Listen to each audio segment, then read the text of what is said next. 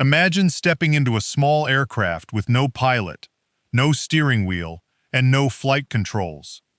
The doors close. 16 propellers begin spinning only a few feet from the cabin. Then, without a runway and without anyone touching a control stick, the machine rises vertically into the air. For years, this sounded like a scene from a science fiction movie. Companies around the world showed futuristic concepts, accepted deposits, and promised that flying taxis were only a few years away. But in China, one machine crossed a line that most of its competitors had not. The EHang EH216-S received a type certificate, a production certificate, an individual airworthiness certificate, and an operator certificate from the Civil Aviation Administration of China. In other words, China did not merely allow another demonstration flight. It created a legal path for a pilotless electric aircraft to carry people in commercial operations. That sounds revolutionary. But does it mean the flying taxi age has truly arrived? The answer is more complicated than the headlines suggest. The EH216-S can only carry 2 people. Its published range is about 30 kilometers, or roughly 19 miles. Maximum flight time is around 25 minutes, and early services operate on carefully controlled routes rather than freely carrying passengers across entire cities. So is EHang building the future of urban transportation, or an expensive aerial attraction with limited practical use? Today, we are taking a close look at the EHang EH216-S, how it flies, why it does not need a pilot on board, what its Chinese certification actually means, the safety questions surrounding its design, and the biggest obstacles standing between today's sightseeing flights and tomorrow's airborne cities. Because EHang may have won the first round of the eVTOL race, but the most difficult part is only beginning. At first glance, the EH216-S looks like an enormous consumer drone with a passenger cabin hanging beneath it. That comparison is not completely wrong. The aircraft uses 8 folding arms extending from a compact central body. Mounted on those arms are 16 independent electric motors, driving 16 coaxial propellers. Each pair contains one propeller above the arm and another below it. There are no wings, no conventional tail, and no large helicopter rotor. The machine controls its movement by constantly adjusting the speed of individual electric motors. Increase power across all the propellers, and the aircraft climbs. Reduce power, and it descends. Create a carefully calculated difference in thrust from one side to the other, and the machine tilts, turns, or moves forward. A computer makes thousands of tiny corrections that would be impossible for a human passenger to coordinate manually. The cabin contains 2 seats and room for a small piece of luggage. The maximum takeoff weight is approximately 620 kilograms, while the useful payload is listed at around 220 kilograms. According to EHang's published specifications, the EH216-S can cruise at around 100 kilometers per hour, reach a maximum design speed of approximately 130 kilometers per hour, fly for up to about 25 minutes, and cover roughly 30 kilometers under suitable conditions. Those numbers immediately reveal what the aircraft is and what it is not. This is not a long-distance airplane. It is not designed to replace an airliner, and it cannot match the range of most conventional helicopters. The EH216-S is a compact vertical lift vehicle intended for short, predetermined journeys. Its small footprint is part of the appeal. With no runway required, it can operate from a purpose-built landing pad. The arms can be folded to reduce parking space, and electric motors have far fewer moving components than a piston engine or turbine. In theory, that combination could make short flights simpler and less expensive. But the most radical feature is not its propulsion system. It is the empty seat where a pilot would normally be. EHang describes the EH216-S as pilotless. That does not mean the aircraft is wandering through the sky and making every decision like a human pilot. It follows planned routes and uses onboard flight control computers, navigation systems, sensors, and communications links to execute the mission. The passengers do not take control. They are not expected to understand aviation, maintain altitude, avoid other traffic, or choose a landing approach. Operational supervision takes place through a ground-based command and control system. Flight information can be monitored in real time, while operators manage aircraft, routes, alerts, and fleet activity from a central platform. This creates a different model from the familiar air taxi. In a conventional helicopter, every aircraft normally carries a trained pilot. That pilot observes the weather, communicates with air traffic control, responds to changing conditions, and takes direct action during an emergency. EHang's concept moves much of that intelligence into software, automated systems, operating procedures, and ground infrastructure. The advantage is obvious. Removing the onboard pilot frees one of only 2 seats for a paying passenger. It also avoids a future shortage of specially trained eVTOL pilots, and could reduce labor costs. Supporters argue that automation can eliminate many forms of human error. A computer does not become tired, distracted, overconfident, or disoriented in poor visibility. But automation creates its own questions. What happens when positioning information becomes unreliable? What if a sensor gives conflicting data? What happens if communication with the command center is interrupted? How does the aircraft respond to a sudden obstacle, an unexpected weather change, or a landing zone that is no longer clear? The answer cannot be simply, the computer will handle it. Aviation regulators require documented systems, tested failure responses, maintenance rules, trained ground personnel, and clearly defined operating limits.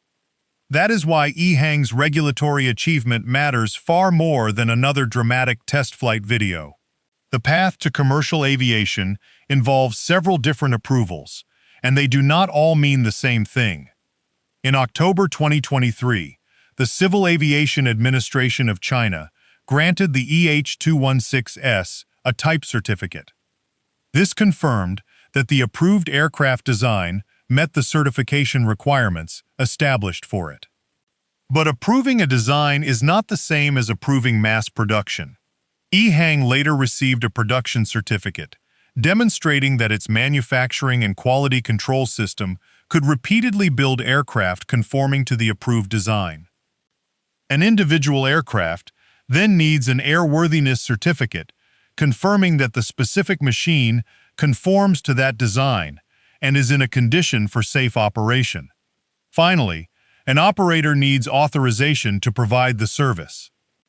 In 2025, Chinese authorities issued the first air operator certificates for pilotless passenger-carrying eVTOL operations to EHang-related operators in Guangzhou and Hefei. That completed what EHang calls the full set of certificates required for commercial operation in China. This was historically significant. Many eVTOL programs around the world had flown prototypes, accumulated test hours, and announced future route networks. EHang had moved into a different category, a certified aircraft connected to certified production and certified operators within its home regulatory system. However, one distinction is essential. A certificate issued by the CAC is not automatically a global certificate. The EH216-S is not therefore approved to begin carrying paying passengers anywhere its owner chooses. The United States, Europe, and other jurisdictions have their own regulators, certification standards, airspace requirements, and operating rules. For service in America, EHang would need an acceptable path involving the Federal Aviation Administration. European operations would require approval under the relevant European framework. Validation or additional certification can require extensive technical evidence and regulatory cooperation. Political relationships, cybersecurity concerns, data governance, and supply chain scrutiny may make that process even more difficult for a Chinese autonomous aircraft. EHang has undeniably achieved something important, but certified in China and approved worldwide are very different claims.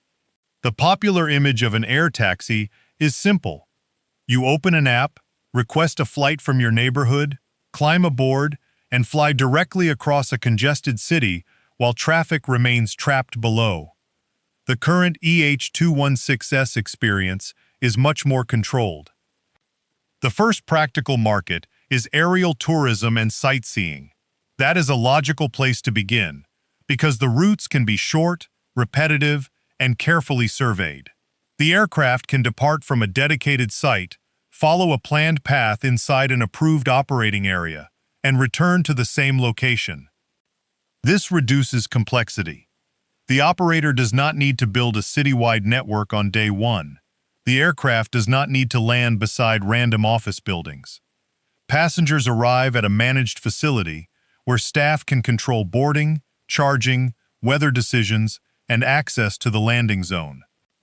It is closer to an aerial attraction or scenic shuttle than an airborne replacement for Uber. That description is not an insult. New transportation systems often begin with narrow applications where risk and complexity can be managed. Early automobiles did not instantly replace every horse. The first commercial airlines did not immediately connect every city. A sightseeing loop can generate operational data, teach ground crews, expose maintenance problems, and allow the public to experience the technology without requiring an entire urban air mobility network. EHang reported regular trial operations at locations including Hefei's Luogang Park, while it prepared ticketed public services in Guangzhou and Hefei. The aircraft has also conducted passenger-carrying demonstrations in other Chinese cities and tourism locations. These flights are real and important, but they should not be confused with unrestricted citywide transportation. The gap between a controlled 10-minute loop and thousands of daily trips over dense neighborhoods is enormous. Whenever an aircraft has no pilot on board, safety becomes the first question and the last question. EHang's basic argument begins with redundancy. The EH216 series uses 16 independent motors and propellers arranged on 8 arms. Its battery system is divided into multiple packs, and the aircraft continuously monitors information such as voltage, current, and temperature. Multiple propulsion units can provide options that a single-engine aircraft does not have. A problem affecting one component does not necessarily eliminate all lift immediately. But the word redundancy should never be treated as magic.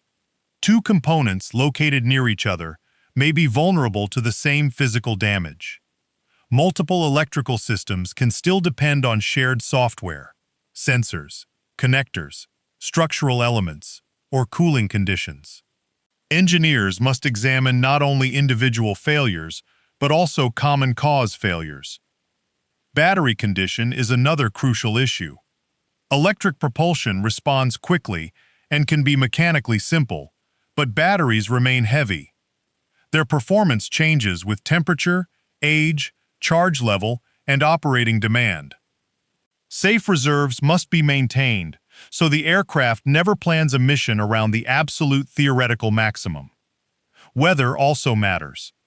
A lightweight multicopter may be affected by strong winds, turbulence between buildings, heavy rain, extreme heat, or icing conditions. Commercial operators therefore need conservative weather limits and the discipline to cancel flights when conditions approach those limits. Then there is the uncomfortable difference between a multicopter and a conventional airplane. A fixed-wing aircraft may be able to glide after losing power. A helicopter pilot may attempt auto-rotation after an engine failure. A wingless electric multicopter depends on continued powered lift. Its safety strategy must therefore focus heavily on preventing total loss of propulsion and managing failures before they become catastrophic. Certification does not mean an aircraft can never crash. No regulator makes that promise. Certification means the design and operation have been evaluated against an accepted framework, with defined limitations and procedures. The true test will come from years of routine service, not one flawless demonstration. Before we look at the biggest limitation facing EHang, tell us what you think. Would you ride in a pilotless aircraft controlled by computers and monitored from the ground? Or would you refuse to board until millions of passenger flights had already been completed? Share your answer in the comments, and subscribe to Ultimate Machinery for more honest investigations into aircraft, eVTOLs, and the machines trying to change transportation. The EH216-S demonstrates both the power and the weakness of the multicopter approach. 16 propellers allow it to take off vertically, hover, and land in a compact space. But hovering requires continuous energy. Unlike a winged aircraft, the EH216-S cannot transition into efficient airplane-style cruise supported primarily by wings. That helps explain its limited published range of around 30 kilometers and maximum flight time of roughly 25 minutes. In real commercial operation, the usable route cannot simply consume every available minute. The aircraft needs safety reserves. Operators must account for wind, temperature, battery condition, route changes, and the possibility that a landing site becomes temporarily unavailable. Charging time and battery turnaround also determine how often each aircraft can earn revenue. For a sightseeing flight lasting several minutes, those limitations may be manageable. For a short trip between two dedicated sites, they may also be acceptable. But the numbers make many popular flying taxi promises much harder. A vehicle with an effective route of only a few miles cannot replace a long suburban commute. A two-seat cabin cannot move large numbers of people. Frequent charging reduces utilization, while battery replacement becomes a significant operating expense. This does not make the EH216-S useless. It defines the missions where it makes sense. Short tourism flights, island connections, controlled crossings, emergency response, and specific routes over difficult terrain may offer more value than random trips across an entire metropolitan region. EHang itself appears to understand this limitation. Its newer VT-35 concept uses wings and is designed for longer intercity missions, with the company publishing a targeted full-load range of at least 200 kilometers. That contrast tells the story clearly. The EH216-S is a compact urban multicopter. For longer journeys, EHang believes it needs a different kind of aircraft. In 2024, EHang announced a suggested retail price in China of 2.39 million yuan for the EH216-S. Depending on exchange rates, that places the aircraft in the general territory of several $100,000 US. That may sound expensive for a two-seat vehicle, but it can be substantially less than many certified turbine helicopters. Purchase price, however, is only the beginning. An operator needs landing infrastructure, charging equipment, trained ground crews, maintenance capability, insurance, communication systems, spare parts, regulatory oversight, and an approved route. The aircraft must complete enough revenue flights to pay for all of that. Removing the onboard pilot could improve the economics because both seats can generate revenue. Electric motors may reduce some maintenance demands compared with complex turbine machinery. Centralized fleet management could allow one operational team to supervise multiple aircraft, but the small cabin creates a hard limit. Only 2 passengers can fly at once, and baggage capacity is modest. If flights are frequently canceled by weather or interrupted for charging and inspection, daily revenue can fall quickly. Tourism may again be the ideal starting point. Passengers will pay for the experience itself, not simply to save time. A scenic flight can be sold as an attraction, allowing the operator to charge more per minute than an ordinary transport service. The route begins and ends at controlled facilities, and demand can be concentrated during predictable periods. Real urban transportation is less forgiving. Commuters care about reliability, convenience, and total journey time. A 5-minute flight loses its advantage if passengers spend 30 minutes reaching the vertiport and passing through boarding procedures. The future of EHang will therefore depend on more than aircraft technology. It will depend on operational discipline, infrastructure location, public trust, and whether customers return after the novelty disappears. EHang's lead is not simply the result of building a vehicle earlier than everyone else. China has made the low-altitude economy a strategic development area. Local governments, tourism authorities, infrastructure partners, manufacturers, and the National Aviation Regulator have been able to coordinate demonstration zones and operating sites. That environment can help a new aviation category move from experiment to limited service more quickly. The CAC also evaluated a configuration very different from the piloted winged air taxis being developed by companies such as Joby and Archer in the United States. Those aircraft target longer ranges, higher speeds, and more passengers. They are also intended to fit into aviation systems where piloted commercial operations may come before full autonomy. EHang chose a different first step, a smaller pilotless multicopter flying short, controlled routes. This makes simple claims about who is winning misleading. EHang reached commercial authorization in China first. That is a major advantage and gives it access to real operational experience. But another company may eventually certify an aircraft with greater range, more seats, and better economics for airport transportation. The race is not a single competition with one finish line. There is a race for certification, a race for safe operations, a race for passenger trust, a race for manufacturing scale, and a race to build a profitable service. EHang is ahead in some of those categories. In others, the outcome remains completely open. To become a global transportation system, EHang must convince more than passengers. Foreign regulators will want detailed evidence about aircraft design, software assurance, battery safety, command links, maintenance, cybersecurity, and emergency procedures. Autonomy makes those questions even more sensitive. A connected aircraft constantly generates and exchanges data. Authorities may ask where that data is processed, how communications are protected, what happens during network loss, and whether remote access could create a security vulnerability. Geopolitical tension could become as important as aerodynamics. Even if the aircraft performs safely in China, approval in the United States may be influenced by concerns surrounding Chinese technology, connected infrastructure, and critical transportation systems. EHang has demonstrated its aircraft in multiple countries, but demonstrations are not equivalent to unrestricted commercial approval. This means its most realistic near-term expansion may come through countries willing to recognize or build upon the Chinese certification framework, especially in tourism, island transportation, or controlled low-altitude zones. Global success will require regulatory validation, one market at a time.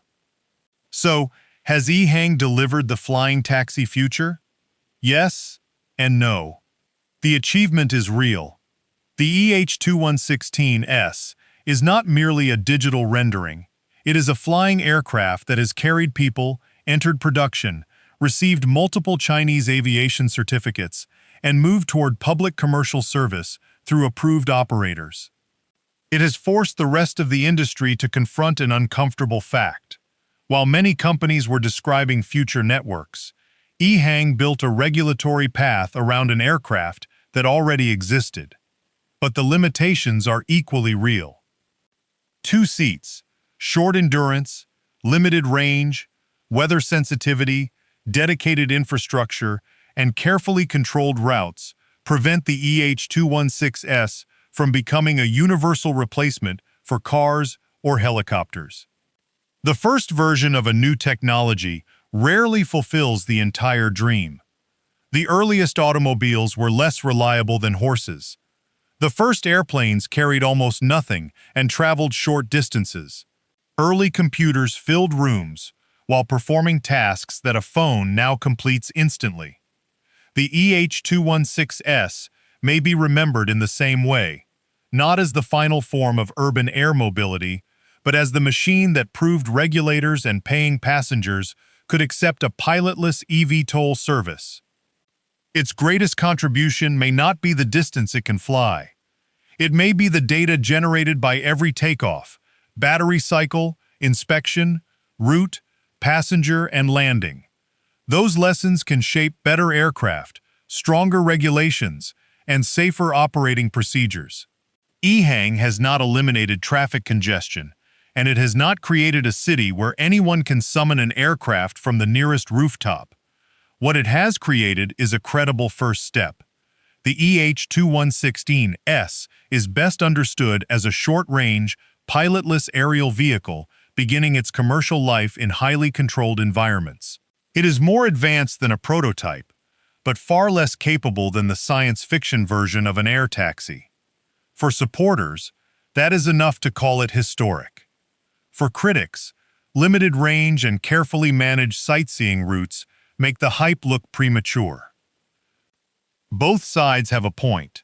The aircraft is simultaneously a breakthrough and a reminder of how difficult urban aviation really is. The next few years will reveal whether EHang can transform certification into thousands of safe, repetitive, economically sustainable flights. If it succeeds, the EH216-S could become the Model T of pilotless aviation, limited by future standards, but remembered for making an entirely new category feel real. If it fails, it may become another spectacular machine that proved flight was possible without proving the business could survive. Now we want to hear from you. Would you pay to fly in the EH216-S with no pilot on board? Do you believe autonomous aircraft will eventually become safer than human-piloted helicopters, or is removing the pilot a risk you would never accept? Share your answer in the comments below. If you enjoyed this honest look at the technology behind EHang, like the video, subscribe to the channel, and click the video on your screen to discover another aircraft trying to change the future of transportation.